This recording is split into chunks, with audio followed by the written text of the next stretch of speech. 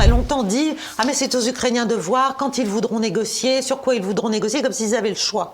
Hein » Alors déjà, ils n'avaient pas le choix parce qu'en fait, c'est dirigé depuis Washington.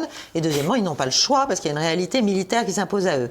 Donc maintenant, la question, c'est est-ce qu'on prend le risque que la Russie n'avance trop ? Voilà. Ou est-ce qu'on arrive à un accord qu'on vendra comme une limitation des prétentions russes qui se seraient étendues à toute l'Ukraine, comme on l'a dit depuis le début, ce qui est on créera les contours d'un consensus imaginaire. Voilà, c'est ça. Et donc on dira, on a sauvé quand même un gros morceau de l'Ukraine, ouf, c'est grâce à nous tout ça. Et donc oui, il y a des pressions considérables sur Zelensky, bien sûr. Bien sûr, mais ça prouve aussi que l'Amérique, contrairement à ce que le président Biden dit dans certaines de ses déclarations, n'est pas capable aujourd'hui de mener la guerre sur 2 fronts, 3 fronts, 4 fronts. Enfin, il a expliqué. Ni sur un d'ailleurs. Ni sur un seul. Déjà, c'est très compliqué quand on voit les difficultés qu'a l'OTAN et la réalité de ce qu'est l'OTAN finalement, qui n'est pas une armée, qui est une collection de forces éventuellement dédiées à des opérations communes, mais qui, en l'espèce, n'a pas voulu s'engager directement sur le théâtre ukrainien. On est dans une politique d'irréalité, on est dans une politique complètement idéologique, et on essaie à toute force, puisqu'on voit que le monde entier est en train de se détourner de l'Occident et de se réunir sous d'autres auspices et de chercher à réformer complètement la gouvernance mondiale. Et face à cette fatalité, ce qui existe là devant nous, on continue à vouloir poursuivre forcément bêtement et forcément avec une certitude d'échec, dans une politique purement idéologique, de russophobie maladive, quand c'est pas la Russie, c'est la Chine, quand c'est pas la Chine, c'est l'Iran. Enfin, je veux dire, on continue, voilà, on a nos, j'allais dire nos têtes de Turcs, on a nos... sans mauvais jeu de mots. Oui, sans mauvais jeu de mots. Nos boucs émissaires, quelque part. Voilà, on a nos vrais boucs émissaires qui justifient le discours ridicule maintenant, quand même, que plus personne ne peut avaler décemment, sérieusement, sur la démocratie, la liberté, la sécurité apportée par l'Occident. Enfin, soyons sérieux. Il est fort peu probable que l'Ukraine puisse non seulement résister victorieusement aux avancées russes qui se font doucement, mais sûrement, qui continuent à se faire à l'heure actuelle, et encore moins, évidemment, en renverser le rapport de force, et encore moins récupérer un jour le Donbass, et encore moins récupérer un jour la Crimée, etc. Voilà, il y a un fait de réalité. Il y a un fait de réalité. Les forces armées ukrainiennes sont en mauvaise passe. Elles sont... il n'y a pas assez d'hommes, il n'y a plus assez d'armes. On est militairement... On n'est pas du tout, comme on le dit, pour essayer d'échapper à l'humiliation trop flagrante, dans une impasse où les forces des deux côtés ne pourraient plus avancer. C'est pas vrai. Ce qui est vrai, c'est que l'armée russe est en très bonne position. Elle continue à avancer à son rythme, mais je pense qu'il y a encore un certain nombre d'ambitions et de plans pour avancer à la fois au nord et au sud, et pour finalement cornériser vraiment la partie résiduelle de l'Ukraine. C'est toujours la même chose, on dit soutenir l'Ukraine, on va soutenir l'Ukraine, mais c'est pas le peuple ukrainien qu'on soutient. On soutient une clique, une junte au pouvoir qu'on a mise là pour faire quelque chose qu'elle n'a pas réussi à faire, probablement parce qu'elle ne le pouvait pas de toute façon.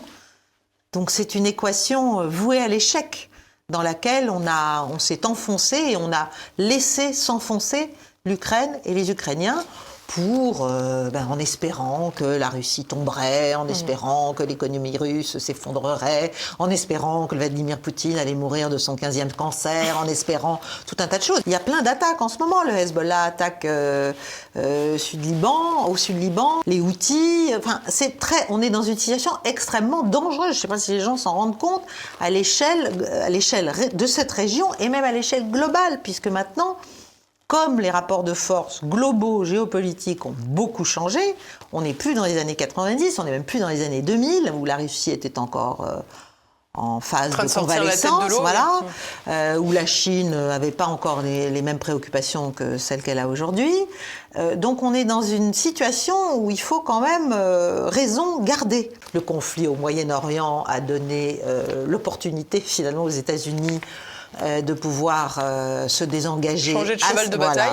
Assez face à un fiasco militaire de toute façon, et au plan politique pour les Américains, ça devient très compliqué, même pour Biden, puisqu'il a affaire quand même, dans le camp républicain, mais même chez les démocrates, on commence à demander des comptes, quoi. Où va tout cet argent? Comment se fait-il qu'il y en ait un bon tiers, voire une petite moitié qui disparaissent, des armes, de l'argent lui-même? Il y a une instrumentalisation des communautés et des confessions religieuses, quelles qu'elles soient, par un certain nombre d'acteurs qui ont intérêt, pour des raisons généralement beaucoup plus prosaïques, le gaz, le pétrole, les marchés, les armes, à faire agir certains États contre d'autres, à casser certaines dynamiques régionales, bref, je parle même pas des monnaies.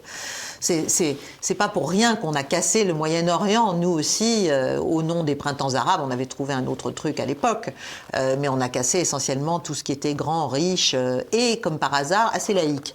Bon, on a gardé les États religieux et maintenant on nous explique que c'est un grand conflit de civilisation entre la civilisation occidentale, chrétienne, etc., et juive, bien sûr, judéo-chrétienne, et derrière le monde islamique qui est en guerre contre... Non, c'est pas vrai. Enfin, moi, je n'y crois absolument pas. Je pense que c'est beaucoup plus basique que ça, mais qu'évidemment, c'est très pratique. C'est très pratique parce que ça entretient la confusion, ça permet... De polariser très fort. De polariser énormément, ça permet de réveiller des communautés comme chez nous. Je ne dis pas qu'il n'y a pas de problème. Je ne dis pas qu'il n'y a pas, chez nous par exemple, en France, des forces qui se servent de la présence d'une forte communauté de Français musulmans ou d'origine, même pas des Français, mais en tout cas de confession musulmane, qui cherchent à les instrumentaliser pour comment dirais-je... Pour importer le conflit, tout simplement. Pour importer le conflit et pour finalement accréditer cette idée que voilà, il faut que l'Occident maintenant combatte le monde musulman dans son ensemble et à tout prix. Si je résume peut-être un peu violemment, pour transformer la cause palestinienne en cause islamiste presque. Oui, mais moi je pense que c'est pas du tout le cas.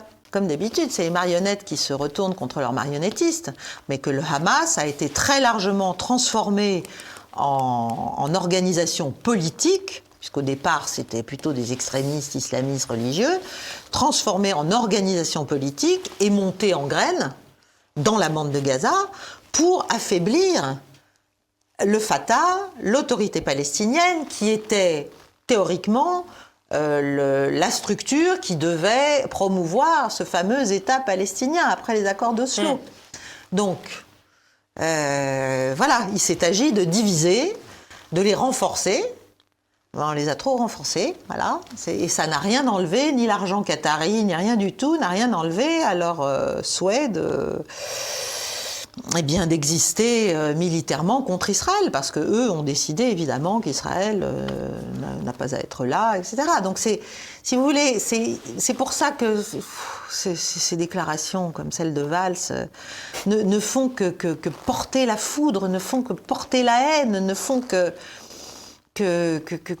comment dirais-je, que chercher à coaguler des forces extrêmement dangereuses. Et donc, comme d'habitude, les populations civiles feront les frais. Chez nous, ce sera des attentats. Là-bas, ce sera des dizaines de morts palestiniens en plus. En Israël, ce sera aussi de nouveau des attaques.